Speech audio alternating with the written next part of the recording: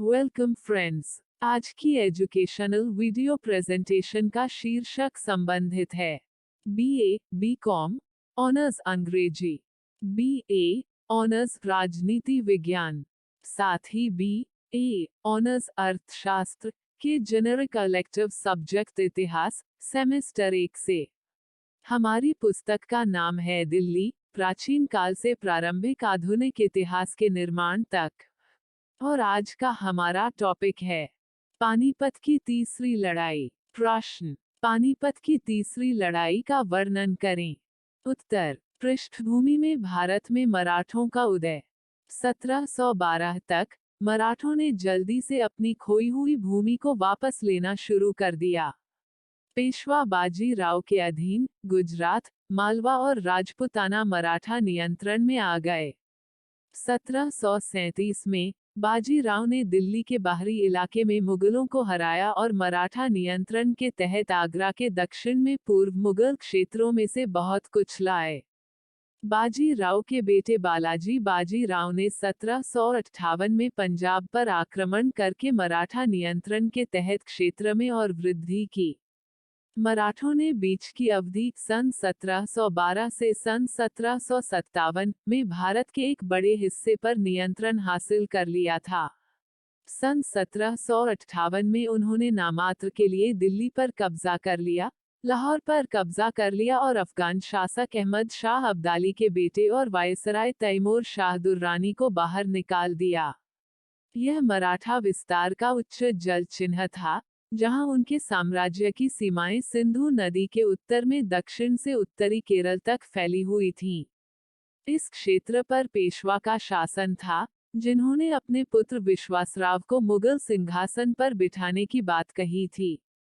हालांकि दिल्ली अभी भी मुगलों के नियंत्रण में थी। शाह वलीउल्लाह और भारत के अन्य मुस्लिम पादरियों सहित प्रमुख मुस्लिम बुद्धिजीवी इन घटनाक्रमों से भयभीत थे। हताशा में उन्होंने अफगानिस्तान के शासक अहमद शाह अब्दाली से खतरे को रोकने के लिए अपील की। रघुनाथराव ने 4 मई सन 1758 को पेशवा को एक पत्र लिखा जिसमें उन्होंने अपने इरादे का संकेत दिया कि उन्होंने कंधार तक अपना शासन बढ़ाने का फैसला किया है। इसने मराठों को अहमद शाह अब्दाली, जिन्हें अहमद शाह दुर्रानी के नाम से भी जाना जाता है, कि दुर्रानी साम्राज्य के साथ सीधे टकराव में ला दिया। 1759 में उन्होंने पश्तून और बलूच जनजातियों से एक सेना उठाई और पंजाब में छोटे मराठा गैरों के खिलाफ कई लाभ अर्जित किए। इसके बाद वो गंगा के दोआब के अपने भारतीय सहयोगियों रोहिल्ला अफगानों में शामिल हो गए, जिन्होंने मराठों के खिलाफ एक व्यापक गठबंधन बनाया। इसका मुकाबला करने के लिए रघुनाथ राव को स्थिति को संभालने के लिए उत्तर की ओर जाना था। रघुनाथ राव ने बड़ी संख्या में सेना में सैनिकों के लिए मांग रखी, जिसके लिए सदाशिवराव भाऊ, उनके चचेरे भाई और पेशवा के दीवान ने अस्वीकार कर दिया था। इसलिए उन्होंने जाने से मना कर दिया। इसके बजाय सदाशिवराव भाऊ को मराठा सेना का सेनापति बनाया गया, जिसके तहत पानीपत की लड़ाई लड़ी गई थी। सदाशिवराव भाऊ की कमान में मराठों ने 45,000 और 60,000 के बीच की एक सैनिक पार्टी को इकट्ठा करके जवाब दिया, जिसके साथ लगभग 2 लाख गैर लड़ाके थे, जिनमें से कई तीर्थयात्री थे जो उत्तर भारत में हिंदू पवित्र स्थलों की तीर्थ यात्रा करने के इच्छुक थे।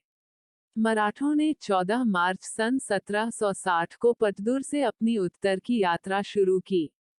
दोनों पक्षों ने अवध के नवाब शुजा-उद-दौला को अपने शिविर में लाने की कोशिश की। जुलाई के अंत तक शुजा-उद-दौला ने अफगान रोहिल्ला गठबंधन में शामिल होने का फैसला किया।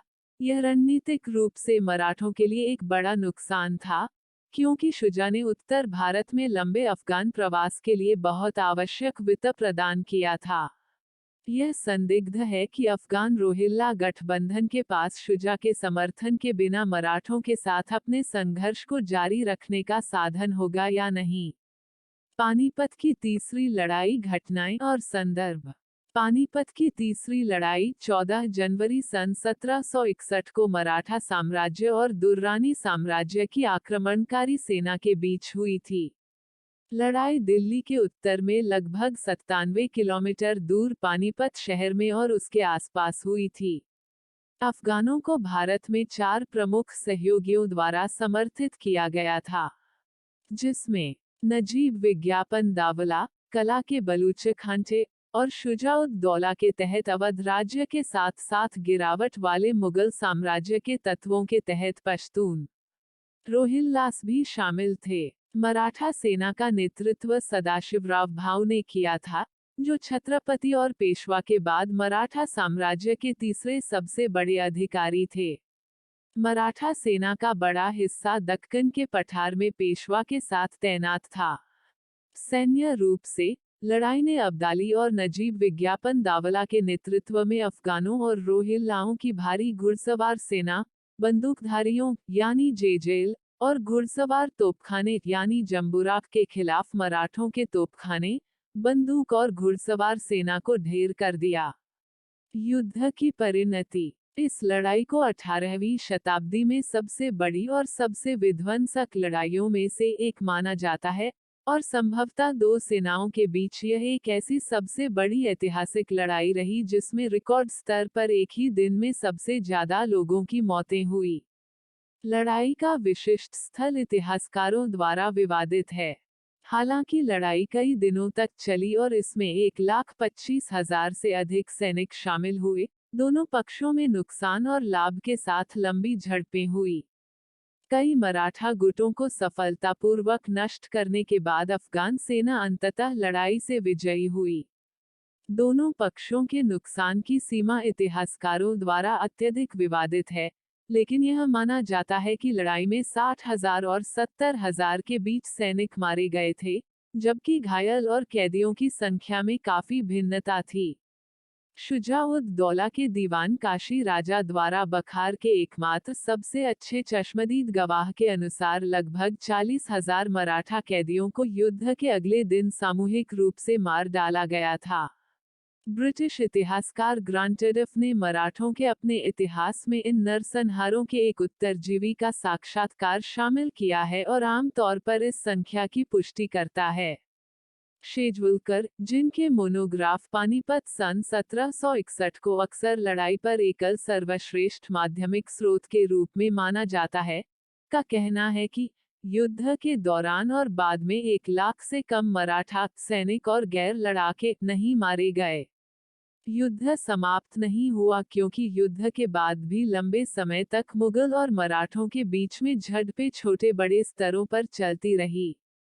हालांकि सन 1707 में औरंगजेब की मृत्यु के बाद औरंगजेब के बेटों के बीच मुगल उत्तराधिकार युद्ध के बाद यह प्रक्रिया उलट गई। तो कुल मिलाकर इस प्रस्तुति में हमने पानीपत के तीसरे युद्ध की घटनाओं से संबंधित जानकारियां प्राप्त की। प्रस्तुति समापन। आपका धन्यवाद। Disclaimer: This notes has been made after a lot of research, yet the accuracy of the answers may vary. The author assumes no responsibility or liability for any errors or omissions in the content of this notes.